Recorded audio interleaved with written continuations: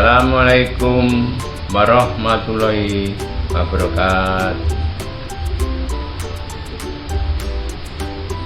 Sebelum kita memulai pembelajaran daring, marilah kita berdoa agar apa yang mau kita pelajari anak-anak bisa menerima. Berdoa, mulai. Selesai.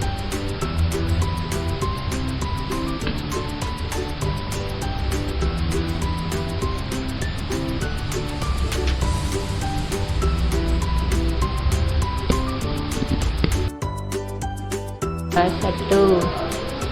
Anak-anak, selamat pagi. Kabarnya baik-baik saja kan? Ya.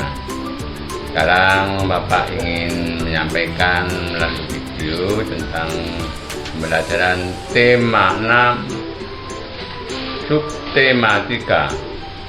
Pembelajaran 1, 2, 3, 4, 5, dan 6. Nah, siapkan ya.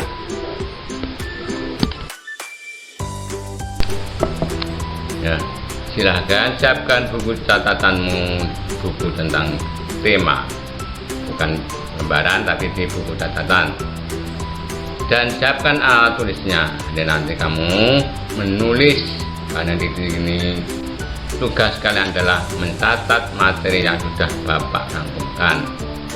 Nah, saya ulang ya.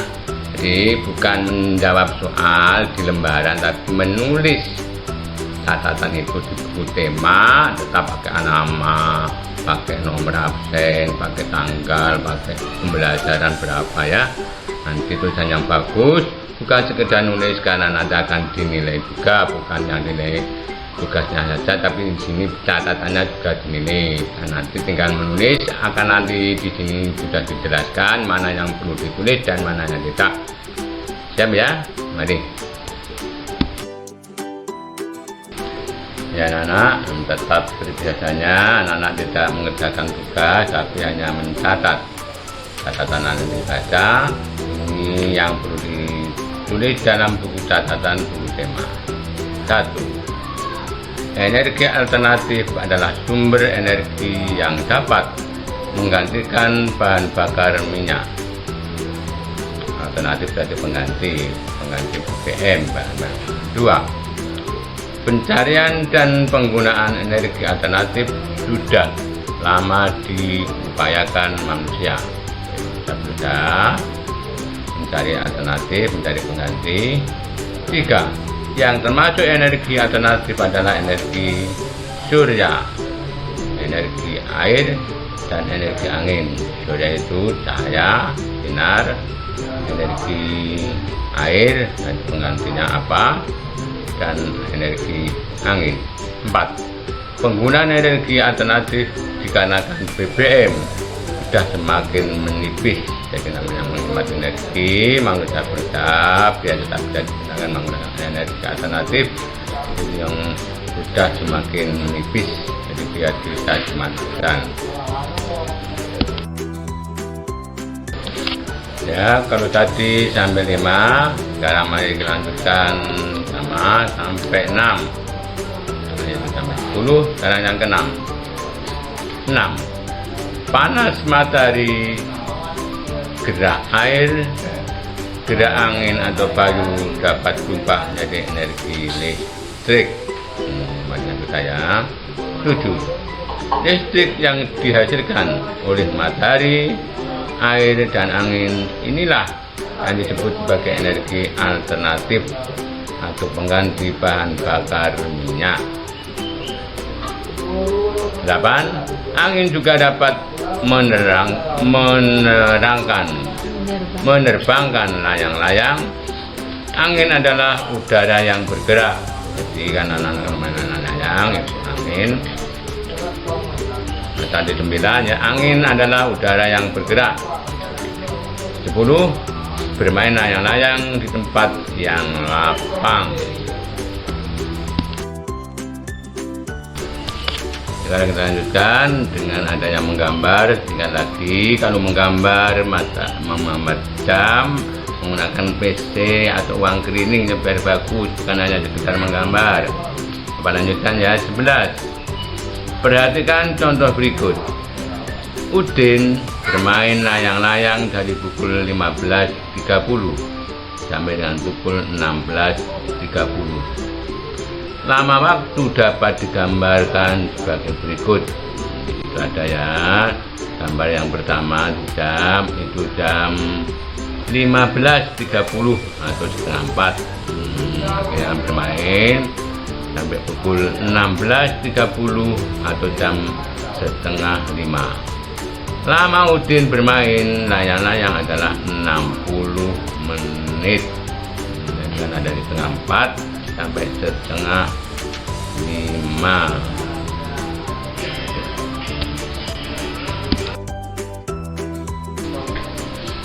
Ini adalah sebuah gambar. Bapak ingin menjelaskan di gambar ini. Yang gambar sebelah kiri di situ seperti ada kipas. Itu adalah pembangkit listrik tenaga angin atau tenaga bayu. Jadi ini menggerakkan kincir adalah menggerakkan menjadi generator baru diubah tenaga listrik dari angin. Dan yang satu gambar itu dari tenaga air atau PLTA. Satu tadi PLTB tenaga bayu, yang satunya lagi PLTA tenaga air. Sama menggerakkan dari air itu di dalam bendung akhirnya menggerakkan kincir air. Kalau tadi kincir angin, sekarang kincir angin. Sama dari kincir angin, kincir air akhirnya ke generator dirubah menjadi energi listrik. Ya, Bapak lanjutkan. Sekarang sudah ada lagi lanjut PLTB, PLTA, sekarang PLTS. Apakah PLTS? Pembangkit listrik tenaga surya. Surya adalah sinar, berarti sinar matahari. Itu sudah ada kan dulu sudah. Dari cahaya matahari diterima di panel.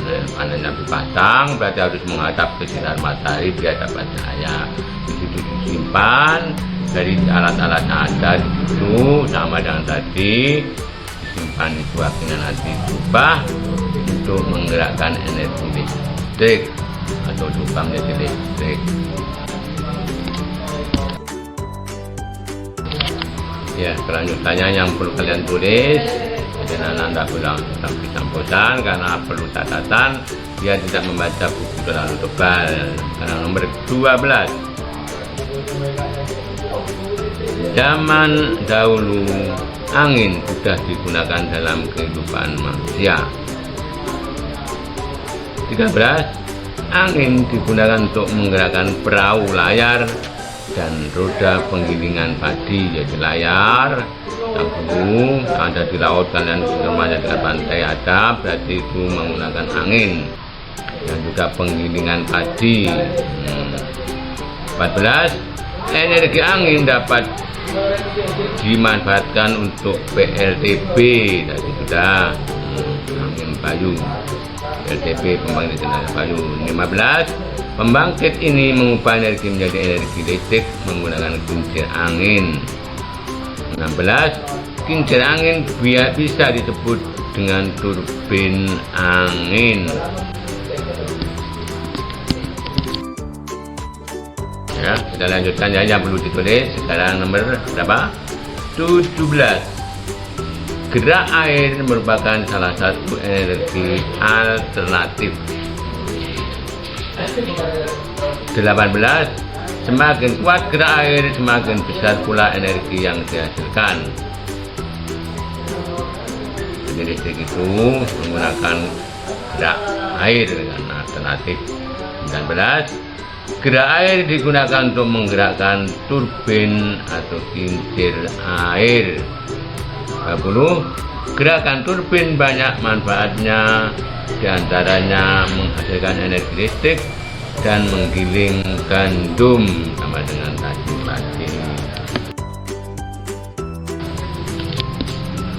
Ya, kita lanjutkan ya. Sekarang nomor 21. Air sudah banyak dijual dalam bentuk kemasan.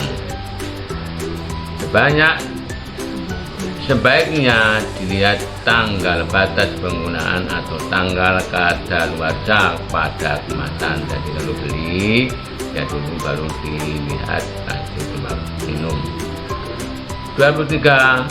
Karena makanan atau minuman yang sudah melebihi batas penggunaan, maka barang tersebut tidak layak dimakan. Jadi semua barang kemasan ada tanggalnya, dilihat dulu beli. Karena zaman sudah seperti ini, anak-anak sudah jadi. 24.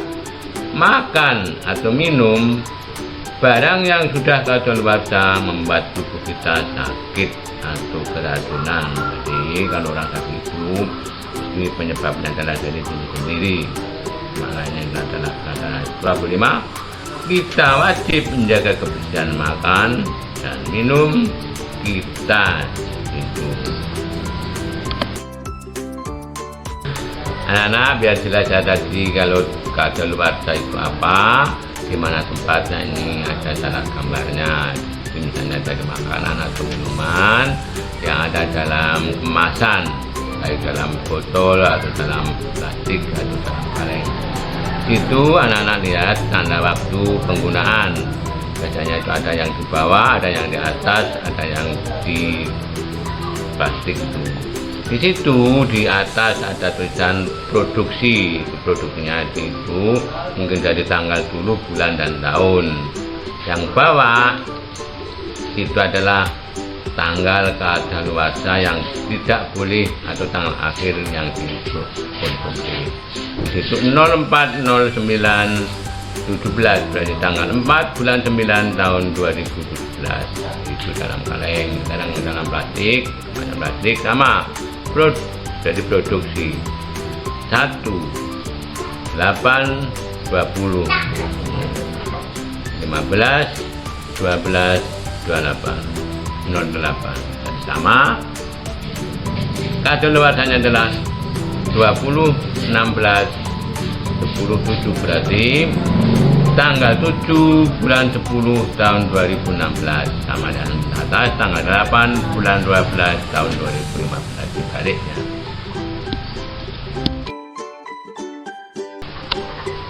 Siap ya anak-anak, mari kita lanjutkan. Ini kelanjutan tentang yang perlu ditulis. Yang dapat ditulis saja kita nomor berapa? 26. Briket adalah bahan bakar pengganti bahan bakar minyak atau BBM. Briket itu berarti sejenis bahan bakar misalnya dari batu bara itu pasti tadi pengganti BBM. 27. Briket dapat dibuat dari bambu, serbuk, gergaji atau batu batok kelapa. Ini membuatnya ya. 28. Kelebihan briket dapat mengurangi pencemaran akibat bahan bakar fosil. Jadi misalnya dari batok kelapa itu ada pencemarannya ya. 29. Briket mudah terbakar namun tidak cepat habis. Jadi enak penggunaannya dan pasti tidak menggunakan pencemaran itu menjadi kata kotor. 30. Penggunaan briket salah satu cara menghemat BBM dan pengurangan sampah. Mari menghemat BBM, dan BBM kalau dipakai habis maka mencari alternatif briket.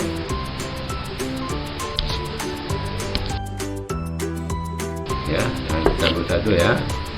Biogas adalah energi alternatif yang memanfaatkan gas dari limbah kotoran hewan. Jadi kotoran itu akhirnya membuat panas, bisa untuk bahan bakar, namanya dari biogas. 32.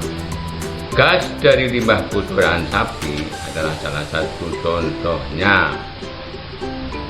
Jadi kotoran itu dimanfaatkan, tapi bukan langsung kotoran itu juga. 33. Gas dari limbah kotoran digunakan sebagai sumber energi untuk penerangan atau memasak. Teman saya berpikir kalau BBM habis, tidak penggunanya. 34. Sisa limbah kotoran sapi akan digunakan untuk membuat pupuk. Sisanya itu bisa untuk adalah dari menggunakan biogas, sekarang bisa menggunakan pupuk 35. Sekarang tentang 1 hari sama dengan 24 jam. Kalau kita akan dulu 1 jam 60 menit, 1 menit 60 detik.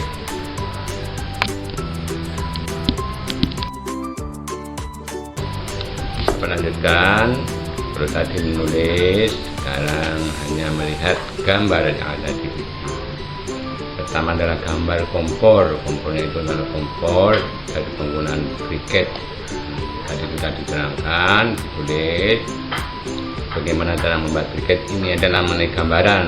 Nanti anak-anak bisa membaca di buku bagaimana cara kerja untuk membuat briket.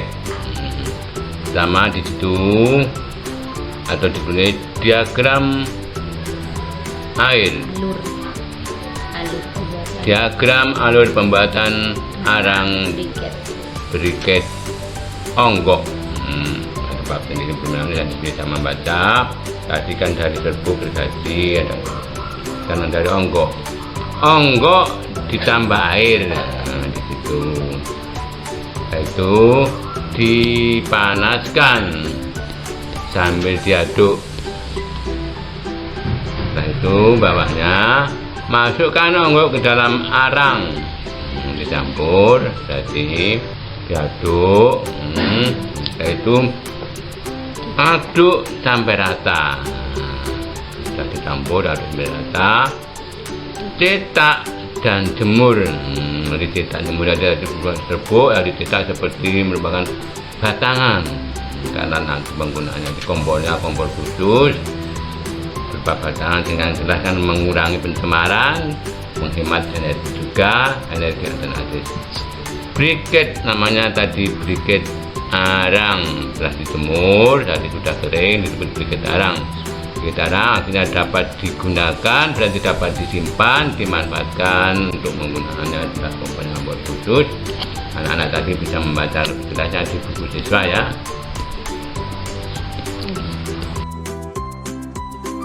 Kita lanjutkan ya, kalau tadi briket, sekarang adalah dari biogas. Biogas tadi sudah ditulis dari kotoran sapi. Ini gambarnya gambar sapi. Kotorannya yang dimakan adalah ampasnya, ampas dari biogas. Jadi kotoran sapi namanya biogas, ampasnya. Jadi ampasnya tadi ditaruh dengan menggunakan alat, akhirnya mengubah menjadi generator biogas. Jadi ditaruh namanya generator biogas. Jadi generator biogas berarti berubah menjadi energi listrik. Dari ini kan kita gunakan apa? Yaitu untuk juga kompor biogas, juga untuk penerangan. Janganlah gambaran, nanti tidak usah bingung akan dilanjutkan jumlahnya lebih tinggi. Anak-anak, video pembelajaran hari ini sudah berakhir. Anak-anak, sebelum Bapak akhiri, anak-anak jangan lupa mengerjakan tugas atau menulis dengan baik sehingga bisa dibaca. Anak-anak, sebelum Bapak akhiri, protokol kesehatan tetap harus dipatuhi 3M itu, dan berdoa semoga apa yang kita pelajari nanti bisa membuat anak-anak menjadi berubah perilaku atau menjadi pintar dan juga menjadi kesehatan sehingga tetap bisa mengikuti pembelajaran. Akhirnya saya akhiri sampai di sini. Assalamualaikum warahmatullahi wabarakatuh.